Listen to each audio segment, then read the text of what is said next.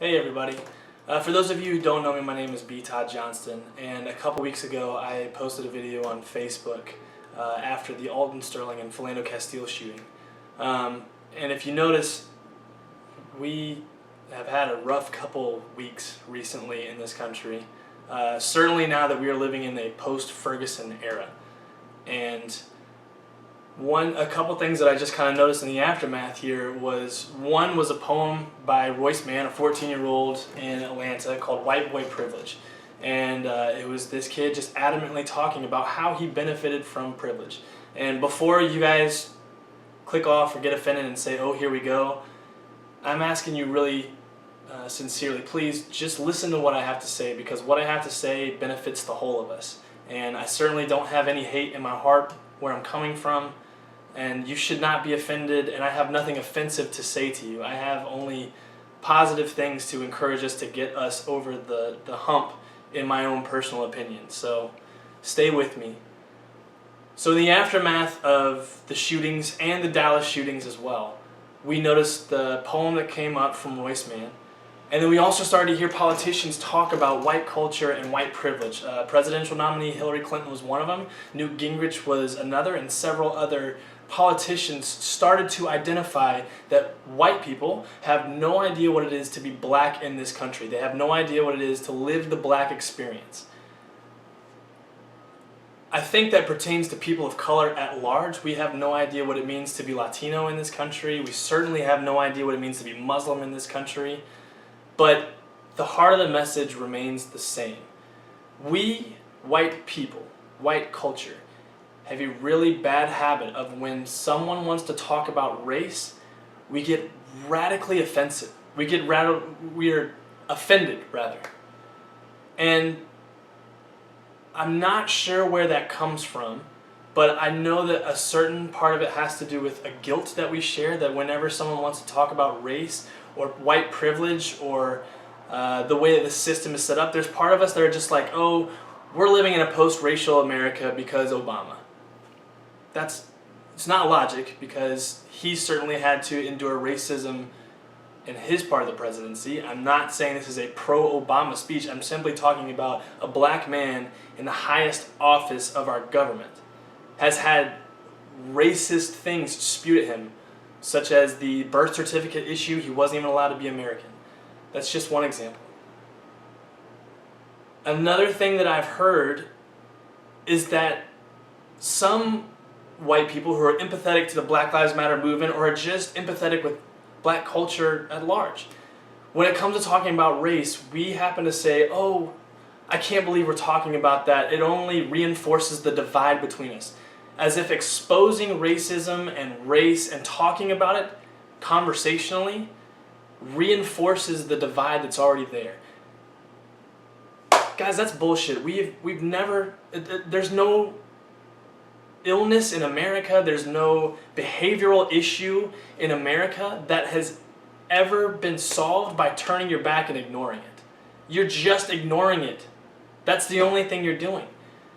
There is no such thing as turning your back on racism or privilege or all these issues that are the undercurrent of American sociology and economics and everything that's going on in our country, especially the backlash that we're seeing right now, again in a post-Ferguson America, is because we refuse to talk about it. We refuse to identify as white people. It's really just us, and we assume that we are the norm and everybody else is other. And we are too advanced as a civilization now to continue that rhetoric. So what I am asking white people, my people, us, it's time to come to the table. It is time to have conversation about race. There is no problem in identifying white privilege. There's no problem identifying the benefits that this country has had because of racism and racist institutions, okay? We're having a conversation, and conversations lead to understanding, but we're never going to get there if we stick our head in the sand. Because when you stick your head in the sand, all you do is look like an ass. Literally, your ass is the tallest thing on you. And if you have to talk, Your head's in the ground, so you have nowhere left to talk but out your ass. It's time to hold our shoulders high and come to the table to talk about these issues, guys. We have so many people in this country saying things are not right. Things are abused. The power is out of balance. And we tend to turn away and say it doesn't exist, or you're just talking about a problem to reinforce it. Guys, people don't complain in these massive numbers. They don't hold peaceful protests if it's not actually a problem. So it's time that we give them the benefit of the doubt and come to the table and talk about it. Now, I'm not going to go into my personal history certainly with black culture or my shared experiences with persons of color in this country, okay? If you want, that's a conversation that we can have separately, and I'll be happy to share with you my experiences. But what I can tell you is that the narrative of Black Lives Matter is not to kill people. It's a peaceful movement. The Dallas shootings was an extremist act, okay? It was a radical act that is certainly apart from the Black Lives Matter movement. Because look at the peaceful protests that we had across the country. No other shootings in this nation. We had countless protests across the country, some even more than once. We had 2 or 3 in Atlanta in one day in different settings. And there was like 3 arrests. But we're not going to talk about that because that doesn't push the papers and it doesn't sell headlines and it doesn't gain viewers, and we have to make the decision for ourselves that we can no longer identify a group by their extremist radicals. Okay? If we're going to say the Dallas shooting was Black Lives Matter, if we're going to say that the guy who ended up driving a truck through the countless numbers of people who were celebrating Bastille Day in Nice, that he's Muslim, and not that he's an ISIS or an Islamic radical, but that simply he's Muslim and all Muslims are evil, then guys, we then have to take on the share of the evil white people who have committed violent acts in this country, okay? If we're going to continue to identify those people by their extremists, that makes us Columbine, that makes us the Unabomber, that makes us Timothy McVeigh, that makes us the kid who shot up the church in Charleston while they were practicing Bible study. I don't identify like that. You shouldn't either. Those people were all radicals, and we can no longer identify groups by their extremists. It is time to open up your hearts. It is time to come to the table, and it's time to listen. Grandmas everywhere told us we have 1 mouth for talking and 2 ears for listening. And guys, there are plenty of people out there who are crying to be heard, and we are simply turning our backs on them and ignoring the issues. I'm so proud of the countless number of white people who came to the support of Black Lives Matter. Even if you didn't go to a protest, you switched your profile picture on Facebook, or you said something that this has to stop. And I can tell you that people of color around the nation noticed that, and they said, you're an ally and I can trust you. Guys, you have people that are working alongside you every single day. If you're the person who says, I'm not a racist because I have a black friend, well, guess what?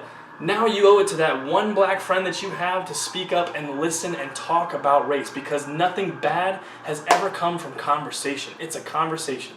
It's not a violent act. It's not an act of war. It is a conversation. It is a place for people to gather, discuss ideas, try and come up with an agreement or a middle ground or an understanding, and then conduct themselves from there. Guys, that is what democracy is. It's allowing people to have separate views, to come to the table and discuss things openly so that we can make a decision for the whole of us and move forward. And I'm telling you right now, guys, open up your eyes, open up your ears, and you'll see that there are problems everywhere. And one of the first steps that we can do in taking care of that is identifying privilege, identifying white culture, identifying race, identifying that while we white people have certainly benefited from racism, that does not make all of us racists. I don't want to go on too much more about it. So what I will say is, I'm here. I'm here to start the conversation, and I'm here to listen. But it is time for us to no longer be silent. It is time to show our fellow Americans that we are with them, and that we are not going to let politicians dictate or the media dictate the state of affairs. It's up to us. Because we, the people, have a phenomenal country. And I just spent a week touring the Southwest, guys. There are people living in the Southwest, a place where things are not meant to live and they thrive. There is nothing more American than that. I don't want to make this a pro-political candidate one way or another, but one phrase that is shared is make America great again. Guys, America has always been great. There are people right now who are killing all over the world to have what we have, to destroy what we have. And right now what we have is in turmoil, but it's still good enough around the rest of the world from their eyes that they would do anything to take it from us or to keep us from having it. And we can't let ourselves keep ourselves from benefiting from it, okay? I know that got a little messed up, so I'm sorry if I'm not clear-spoken right now. But back on track. Come to the table. Have a conversation. Don't shy away when somebody wants to talk about race or privileges that are associated with race. All you have to do is identify with it and then be a companion. It's the easiest thing in the world, is to be a companion. And I don't think there's ever going to be this race war coming that certain people are spitting into the narrative. But we're certainly not doing anything to avoid it if we turn our backs on our fellow Americans. This country was made as a mixing pot for all people to come to share their ideals, to practice their own religions, to practice freedom of speech. And this is the most American thing we can do right now, is have freedom of speech. So come to the table. I'm ready. I'm willing to talk about it. Certainly, I know this Facebook video is going to go out to all my friends who are supportive of that, but I encourage you, tell somebody else who may not see this video. It's time to start talking. It's time to start listening. So I'm here to listen, and I'm here to talk with you, and I look forward to whatever happens from this video. If it's a negative attack all over the place, so be it. If it's positivity and it's a lot of support, I think that's great. But I, for one, am someone who wants to move forward. And I believe that you are somebody who wants to move this country forward as well. And we're going to have to do that hand in hand, because the people we have elected are not going to do it for us. I just want to say I love you, whoever you are, and let's talk. Thank you for listening.